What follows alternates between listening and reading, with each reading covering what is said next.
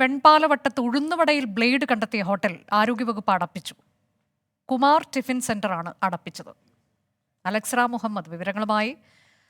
Alex, ഇപ്പോൾ ഈ ബ്ലേഡിന്റെ മറ്റൊരു ഭാഗം മറ്റൊരാൾക്ക് കിട്ടിയെന്നൊക്കെയുള്ള വിവരങ്ങൾ വരുന്നുണ്ടല്ലോ, വിശദാംശങ്ങൾ.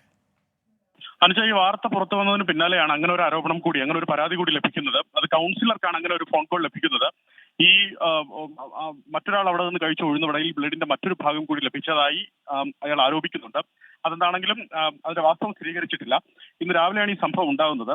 വെൺപാലവട്ടം കുമാർ സെന്ററിൽ നിന്ന് പാലോട് സ്വദേശികൾ കഴിച്ച ഉഴുന്നുവടയിലാണ് ബ്ലേഡ് കണ്ടെത്തിയത്. അത് ബ്ലേഡിന്റെ ഉഴുന്നുവടയ്ക്കുള്ളിൽ ഉണ്ടായിരുന്നത്.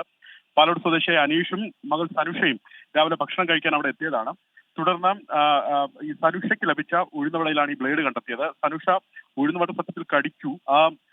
സനുഷയുടെ പല്ലിൽ കമ്പി ഇട്ടിരിക്കുകയായിരുന്നു. ആ കമ്പിയിൽ ഈ ബ്ലേഡ് കുടുങ്ങുകയായിരുന്നു. അങ്ങനെയാണ് അത് തിരിച്ചറിയുന്നതും ആ അപകടം ഒഴിവാകുന്നതും, വലിയ അപകടം ഒഴിവാകുന്നതും.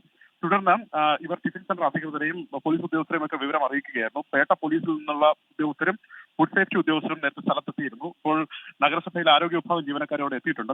ഹോട്ടൽ ആരോഗ്യ വകുപ്പ് ഉദ്യോഗസ്ഥർ അടപ്പിച്ചിട്ടുണ്ട്.